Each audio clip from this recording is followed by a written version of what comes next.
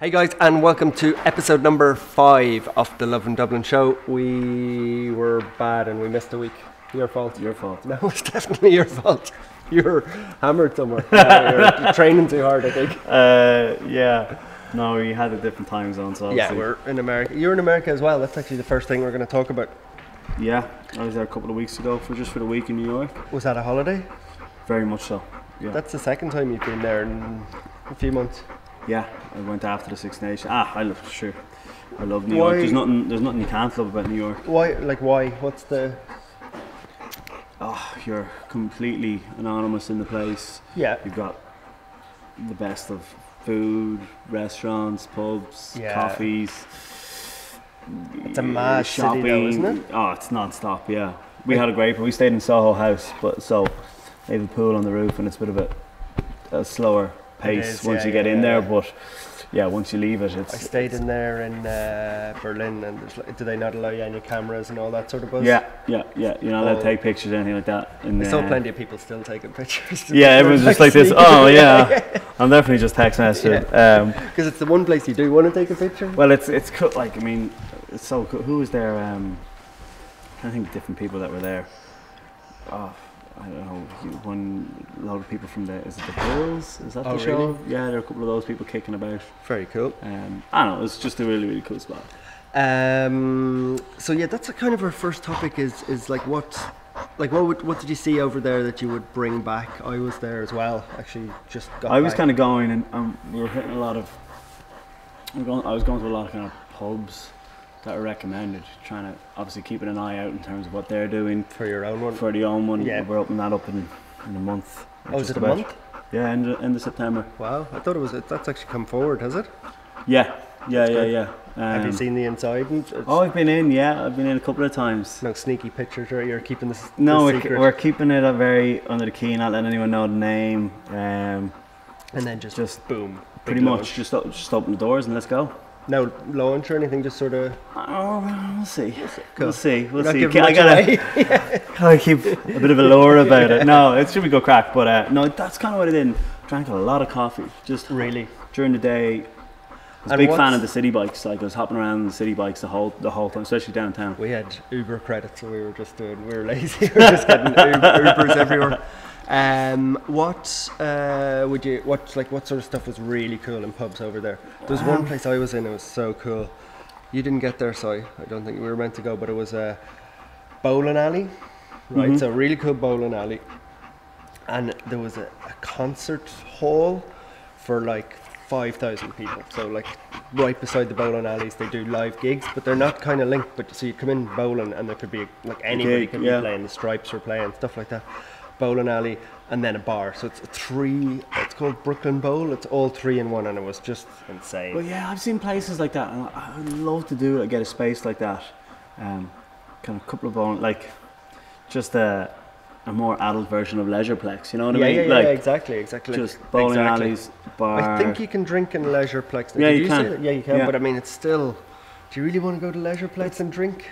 Yeah, I mean that's what I mean by making it a more adult kind of version. Yeah, absolutely. I know they're doing one down in the sports co there in Rings End where you can do like bowling. No, it's golf, but it's virtual golf. Oh, okay. So you're there with the club swinging them against, the virtual reality thing, and a few pints. You play 18 holes and you can have worse. a couple of pints. There you go. Yeah. Yeah, that was good. So there was one block that I was in Williamsburg that had there was that place. Then next door was Vice, the cool media site, so like their headquarters were there, that was awesome. Then a couple of doors down was like Brooklyn Brewery, Brooklyn. Oh yeah. There, like you could go in and have drinks and stuff. You wouldn't be too far from the Nets. Are they out there? Yeah. They're basketball, aren't they? Yeah. When I was there in you went, didn't you? April, I went to a game that we were going to go to the brewery, but we just didn't have time. What I just noticed was there's just something for everybody. Like like absolutely everything from like Hispanic guys and like just everything. Well, obviously, I mean, I don't know the population of, let's say, Manhattan. 9 million, I think. 9 million in Manhattan? Or no, New York? New York, sort of. Like, that's huge. Yeah, it is. You know what I mean? They have much more of a melting pot. And could you live there? I couldn't, because I just thought it's too. Could you live there? Full on. I'd like. I'm kind of planning to live there for a little are while you? when Yeah? I finish up. Nice. Yeah, I want to live on the East Coast and the West Coast Cool. for maybe either a couple of months or a year. Yeah. New York is just, there's a lot.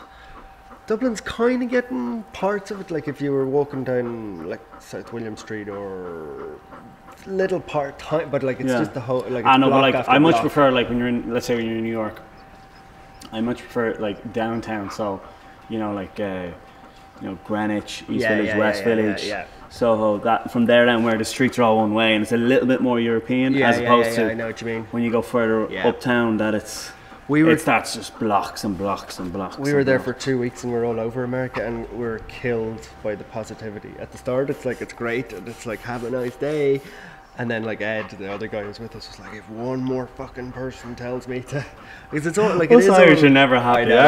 The first taxi we got back into, like morning, your man, like within a minute he told me about like the abortion, the forced abort, or she couldn't have the abortion, the water taxes, and like some other misery. Weather. So it's, Usually the weather. So straight back to, I was like, I'm depressed again. But in fairness, like it is a melting pot in terms of like very much a can-do kind of attitude. Yeah, no, it is. They just like, we talked to a lot of people because we were filming a bit, and everybody was like, you have to fight for your own corner. Like you're not going to be given anything there. Like the city doesn't care about you.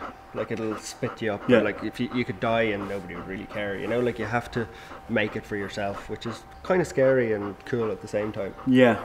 No, I hear. Look, I kind of love the pace of it. But if I was to live there, I could see why. Like when we were there, everyone kind of started leaving the city really early on Friday to go to like the Hamptons or Montauk. Do you know what they do? My cousins told me they work an extra hour every day. So like whatever, say your day is 9 to 5, they'll work 9 to 6, so as they can have a half day every Friday. Yeah, and bang, every Friday gone. Or if you don't take that, you can take every second Friday off to make it into like a long weekend. Yeah. So I know you wouldn't know about proper working hours because you're only out running around a field for an hour every day. But it's a cool way of well, like I mean, how many they get very few days off. Work in the States in general. 11, some of them only get. What's it here? 20, 21? Yeah, depending, or more even sometimes. Yeah, it's mad. Okay, so USA, cool. I'll tell you what. Like, where were your favorite spots in the States? What you see that kind of stood out to you from? It like was some really cool techie stuff, like because you were everywhere. Yeah, we were everywhere. But I think I liked LA the most. Not LA, but there's Santa Barbara, which is just kind of north of it, and you've got all the past beaches. Malibu and that. Yeah, up that sort of and you've got all the beaches. You've got super healthy lifestyle, and it's a bit. But again, there's all the options of having the super healthy living, or you can go have the man versus food stuff. What was the thing we ate? Oh, deep fried cheesecake. Oh, I saw that was good. Like it was disgustingly good. Yeah, like one mouthful, you're like, "Jeez, that's gorgeous," and then you're like, "Oh, that's is it kind of like the batter bars you used to be able to get?" It's like, you know it's bad, so you can't really enjoy it, but it's still kind of good. But the best place, I don't know. San Francisco's really cool as well, but like cold. I don't know. It's just so different. It's like I'm looking for. The guys I was involved with, Kitman, they're going over there now, setting up they're going on Tuesday. They're doing setting up an office in Palo Alto. So I'm looking forward to next summer popping over to getting over to them. Yeah, they raised 4 million, didn't they? Yeah, and I saw they got Everton the other day. Everton signed up. Yeah. She's got the Dodgers as well. So hopefully catch a Dodgers game. Nice. It's a nice way to have the ins, isn't it? Yeah, it is. Very good.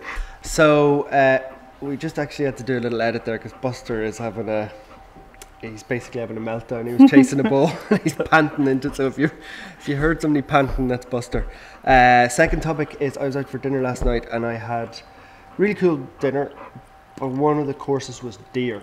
Right? What was that? In the greenhouse. Do you know the greenhouse on? You had to go there. Yeah, it's really good, really good. But it was deer and it was like totally rare. It was barely cooked. And I was kind of, like, I'd eat most things, but I was kind of like just imagining the deer up in Phoenix Park as I was eating it. Bambi there, like little Bambi. So I kind of left half of it, and I don't know. I just like, you know, the way some people would be grossed out by a rare steak or whatever. It was nearly too much for me. So I was kind of wanted to talk about like what's the maddest stuff you'd eat, or what would you not eat? I've eaten a couple of weird things, like really weird things. Actually, the weirdest thing I've had was I went hunting in South Africa before, and tradition in South Africa, so they tell me, they could have really been having me on here now, is when you go hunting, when you get your first kill, when it's a male, you have to eat it. Well, they kill it. It's like you shoot it and you kill it straight away, humanely, obviously, afterwards, and then they if it's a male, they cut up and its scrotum, pop off one of the testicles, and you have to eat it raw. No way. Genuine. I thought you were going to be sitting here like saying like lamb or something. No, and that's I have to pop it in my mouth. And no way. And what was it like? Oh my god. And you're joking. It was pretty grim. And then they had a port there, and I washed down a port, and fairly sharpish, like. Fairly lively. They wouldn't let me. They made me like chew it and bite into it. Oh my god. And then they smear your face in blood afterwards, and Jesus. That's you initiated into the hunting world in South Africa. Wow. Yeah. I was in a restaurant doing those blind tastings? Oh yeah. So I was doing a whole dinner in the blind. It was cool. It was in like the old Town Bar and Grill. They put the blindfolds on, and like you have to guess all the different things. And I guessed most of them. I was like 6 out of 6. I had them because like as a chef. Yeah. And, like so, I kind of got them risotto, all sorts of stuff. And the 7th course, I put it in my mouth, and I was like, this is amazing. And I was like, I knew what it was. I was like, that's definitely like little pork dim sums. You know, it was like chewing it, and it was like the most delicious thing ever. Then they come out afterwards and they're reading out the menu, and it was pig's heart, right? So pig's heart. Well, you got there with the pork.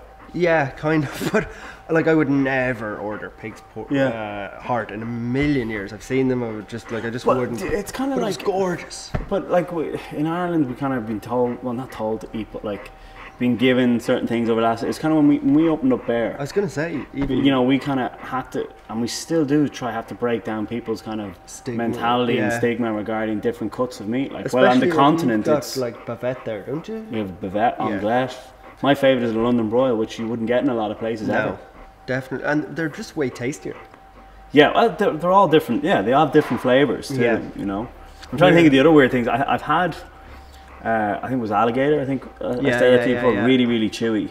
Yeah, really chewy. I was in Australia. They had it on a barbecue. It was rotten. Yeah, you wouldn't. It's just a novelty, I think. Yeah. Fish, all sorts of fish. With no problems with shellfish, raw fish. No, I used to not eat fish for ever. And then my brother's married to a Japanese girl, and we went over to Osaka for the wedding. Oh, geez, you couldn't avoid it there. And he was like, look, you're going to have to try something, blah, blah, blah. And he goes, look, you come out with us. And her father hosted us for an afternoon. Went to this really, really fancy sushi restaurant. And he's like, look, I won't tell you what anything is. Just go for it. Just go for it. If you don't like it, I'll eat it. And I was like, that was my initiation into the world of sushi and fish, and it was amazing.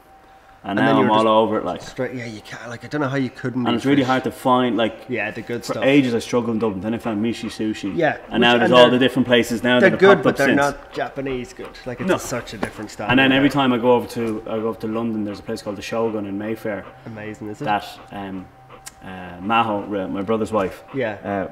Always brings us to, and it's like it's pure Japanese. They're all Japanese in there. They all speak Japanese. It's unbelievable. If you go to J2 Sushi down on the Keys, it's full of Japanese, so they seem to think that's the best one. Yeah. Well, like, I don't know. That's just judging by the clientele, you know. Yeah. What else would you not eat? I don't like raw tomatoes. That's a bit weird. No, I'm celery. Really? Don't get it. Yeah, I could eat it. I don't care how much chicken wing sauce you put on it. I still don't get. You know. What about steak, medium rare, all that? Medium rare, every time. Anything. And what else is kind of weird? Although I got this really handy tool, man. You know all about it. For ages, it was just kind of like I used to do. I used to do that one. Yeah. Nobody can figure that out. Yeah, really. But then I after reading one of Tim Ferriss's books, I just went off and got one of the thermometer things. Yeah, they're amazing. It's just like it's idiot proof. Just put it. Okay, what temperature? No, not ready. Bang, done. Which book was that? The chef one? It was the 4-Hour Chef. Yeah, the big fat one. Yeah, I've read his other one, the 4-Hour Week one, which I liked his books. Yeah, no, they're good. I'm trying to think if there's anything else weird that you could eat. What about dog? If you were in China, could you eat dog? Nice big Alsatian. Couldn't do it. Bit of Couldn't a do St. it. Bernard. Although I'd be up for trying, like, you know, the way they eat all, like, insects and all that sort of stuff, or delicacies. I'd go for that. See, what is it? Like, they're just, I don't know. It's just the norms, man, that we're not used to. Yeah. But then they have dogs in cages, like, no bother. Yeah, It's cruel though, isn't it? But then, like, maybe chickens is cruel as well. Or rabbits. Yeah. I just don't look at it the same as a dog, you know? No, I know. What if, would you go vegetarian? Will I ever go vegetarian? Yeah. No. No chance. People are omnivores. We should eat both. Yeah, it's true. That's what I was saying. Like, if you like the food chain, like they all kill each other, animals. So yeah. Okay. Last topic of the week is we were in. Short but sweet. How are we doing on time? Yeah, we're not bad. We were in San Francisco, and there's a high-tech stadium that's just launched. It's the 49ers Stadium, and I think it cost $1 billion. I could be wrong, but Levi's put up 300 million of it, so it was very like hundreds of millions, maybe 500 or 600 million. The features in it are insane. Like, it's got something that I think every stadium should have is all 70,000 people can get on the Wi-Fi. Because you know the way you go to a stadium, there's always a surge. You can't like your phone doesn't work because there's too many people. So 70,000 people, high-speed Wi-Fi. So you can follow the game and do all sorts of stuff. Yeah, get real-time stats. All that stuff. Like a lot of the stadiums, like older stadiums, like Lansdowne Road, or like older stadiums where they're like just aren't set up for modern. No, they're not. If you think about it, though, like it's really only taken off in the last like Wi-Fi, all different social media platforms, 5-6 years, You know, and the stadiums we all know in Ireland have been around a long time. Should you even be on that, or should you be like? I think like that if you're building a new stadium, you've got to. Yeah. That it's got to be something that you factor in. But now. you know, like I go to matches now sometimes, and like in even like rugby matches and stuff, and you sit down, and everybody's on their phone, and they're getting wine. It was Kate Bush was giving out about this. She asked everyone. She was doing a show recently and asked everyone put your phones away. Not to be on your phone when you come. Yeah. I don't get people holding up an iPad. No, that's watching, obvious. Taking a picture of a game or a concert. Not only do I don't get it. 50-50 about going over and knocking them out straight away. Like it's the most ridiculous thing you could. Like I don't know. I don't understand. Like I just don't get people videoing. Footage I can understand. Okay, bang, take a picture, done. Yeah. But like taking a video for ages. Yeah. And I'm like. But even I think the atmosphere is kind of maybe goes down a bit if like everybody's on their phone, where it's like you used to go into a match, 5 or 6 pints, you'd all be standing together, banter. Like now it feels very sanitized. But mind you, the flip side of that is that some brands are doing some really cool things where they're like, making people download the apps and let's say you're playing for Ireland and everyone holds up their phone and it all goes green and you this big kind of collaborative, almost kind of mosaic tile type thing in the crowd. Yeah, that's cool. If they do it. Yeah. What's the best stadium you've played in, like for maybe for atmosphere or? Like, or RDS is pretty cool. Parc de France? Pardon? Is it Parc de France? No, it's different. Stade de France, isn't it? Yeah. See, the crowd are kind of away from you. Yeah. There, like I like it where they're really tight, on top of you. Yeah. South Africa has some pretty cool grounds where the stadiums are like they're like right on top of the pitch, but really down. steep. Yeah. So like there's just loads of people on top of you. We've had some amazing games in France and places like Montpellier. Yeah. And so it's not necessarily Clermont. big or like that doesn't. No, I'm more prefer when they're on top of you. So like when you're in the RDS, for example, the Anglesey stand, you've got a terrace there the whole way up. I saw they're redeveloping and they're on top of you. Yeah. That's cool. It's great. Yeah. Like what, 25,000 or something? That's what's been kind of thrown around. Yeah. I was listening to an interview, but it sounds like it's great for the area, isn't it? It'd be amazing. I'd be lucky if I get to play in it. I'd say. What is it, 2016 or something? I don't know. Later. I think it's even longer, way longer than that. So it would have been a disaster if they moved the stadium and you opened the pub like right beside it. Like, that wouldn't be great for business. We're going to Navan. Yeah. It's great though, injection into the area, because it's becoming quite a popular It is, venue. You know, you have the Web Summit that goes on there. Yeah, that's coming up soon. I don't know how many different other events go on. What throughout the about whole year technology inside the, like, I don't know what's in the 49ers dressing room, but I'm sure, but then I suppose like most teams would have social media bans and like. Well, we've a pretty cool, in the Aviva they have a pretty good setup, let's say, where you come into the change room and there's a TV down one end, and they can, it's kind of like Apple TV. I think actually they do use Apple TV, and they just, I mean, if they want to show a particular video or something, it goes up there. But you don't necessarily want to be connected. Like, the last thing you want to be doing before a game is checking out your. Oh, well, the minute I come into a ground, it's on airplane mode. Like, yeah. You know. But although you do want to be able to post your selfies straight after with the cup. Yeah, we're only allowed after the game. After particular, like when you win something or a big, like something like that. Yeah, but like normally you wouldn't see anything. There's kind of like a period that there's a bit of a blanket on. What about like I'm just thinking of all the different technology, like the cameras that come down, like would you even know they're there? No, it's weird, you get really used to it. So there's a camera always in the change room, whenever there is, for the crack, because I know they can't, like, so there's always a delay in them. Yeah. So I just strip off, like, for the crack.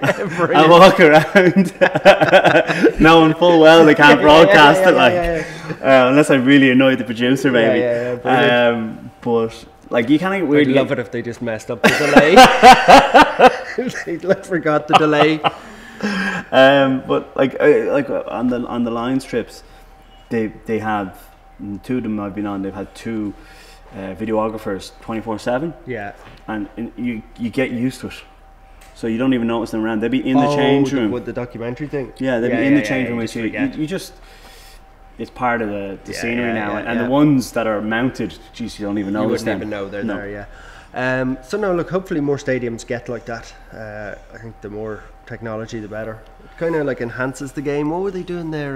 Well, like in such a stat-driven sport like American football, like they could be getting real-time stats. Yeah, you know, they've all got iPads, or I think they've actually got what's the Microsoft one called? Surface or whatever, like, because they're sponsored or whatever. Who cares? Yeah, exactly. Okay, finish up as always with kind of apps or cool stuff. I don't have any, but I think you've got loads. Well, I'll see if I've any on my phone. When I was in the States, I came across Blade, which I thought was really cool. It's kind of like Uber cross Lyft for helicopters. No way. So it's only going. I think they were going to start up in LA soon enough, but on the East Coast it was literally going from New York to the Hamptons or to Montauk, and you literally just kind of like, you have it's kind of like Lyft, and you just kind of like. So it's hooked up to your credit card. Push a button and you can get and you hop on you might get a seat on someone. Maybe someone's, there's 4 seats already taken. There's one spare, and you get it bang. So it's not like you're out. Oh, that's awesome. Yeah, so it's and you can kind of way cheaper. Yeah. Obviously. So what, like they're appealing to clientele that have a bit of coin. Yeah. Or if you wanted to treat yourself, you know what I mean. So maybe a chopper would be $1,000. You might get more. It for 300. Would it be more? Oh yeah. And then like it turns a 3-hour ride in 45 minutes. That's insane, isn't it? Yeah. I came across, what else did I like? I've been using these are the 5 I've been using loads. I've been using Circa app for the news. I met the guy who runs that in San Francisco. Did you? Yeah, he's a friend of Amo's. Really good. Cool app. It's a bit American though. Like the news is heavily American. Yeah. They've had few people try to buy them already. Really? Yeah. It's really good. Very app. Good. My tide times. I got big into stand-up paddleboarding. Doing it loads out in Skerries and down in Wicklow as well. Nice. And just giving you the tide times as well for jumping off the 40 foot and stuff like that. Yeah. Because I always go with the dogs. I'm like, okay, I'll go walk the beach, and then the tide's in. What is it? My tide times. Cool. BCR Pro. That's a great one for like when you're out and someone gives you a business card. I lose them the whole time, so I got this app. Got to recommend to me, and you literally hold the card like that. Snap it. It kind of goes green when it's good. It snaps it and then puts all the details. That's brilliant, isn't it? Yeah. Business cards are ridiculous. Yeah. Like I had 20 in my pocket and I just threw them in the bin. I was like, they're useful, but I need to get that up. I just give them my email. Exactly. Or, done. Or message me on Twitter tomorrow and I'll follow up. Yeah. And then Buffer app is a really good one for like social media. Oh, for scheduling stuff. Yeah, teaming up with something like Twiriad, which kind of tells you the best times. Yeah. For you to tweet. And there's if anybody can access, there's Twitter stats. Have you seen those? Everyone's gone. That's gone today. Come out of the beta one, isn't it? And yeah, for everyone. I think it was like only advertisers could have it before. It's really good. You can see which tweets are performing well. What do you think of that Twitter? They haven't really managed. Like Facebook are doing well, as we all know, in terms of how they're doing the whole advertising and sponsorship stuff. Yeah. There's early days. Twitter still can't handle it, can't they? No. Still haven't got their head around it. What was I thinking they could do there the other day? I was loving the stats and stuff, but like when I see a promoted tweet pop up, I'm like, yeah. It's like spam almost. It is. It's annoying. Okay, I think. Winner of that prize from last week. So last week we had a competition to get to 500 subscribers, and we hit that. So I have the winner here. And it is Deirdre Hogan. So thanks very much to everybody for subscribing. They are getting lunch for two, or brunch, I can't remember. It was something for two in Bear. So thanks to Lovin Dublin. If we get to 1,000, I'll give someone lunch in the new pub. In the new pub? Yeah. The first lunch? Well, if we were there before. Yeah. That's a good... We robbed the good chef. So. Oh, did you? Yeah. I won't tell you where. You can't tell us anything. I'll tell you when the camera's off. So there you go. So if we get to 1,000, you can go in as early as possible to Jamie's new pub and have a really nice lunch. And the new pub is called the Buffalo. No, I'm only joking. I don't even know what it's called. Buffalo. I don't know. It's the first thing that came to mind. Okay, cool. Thanks for this week. So subscribe to win that lunch, and we'll see you next week.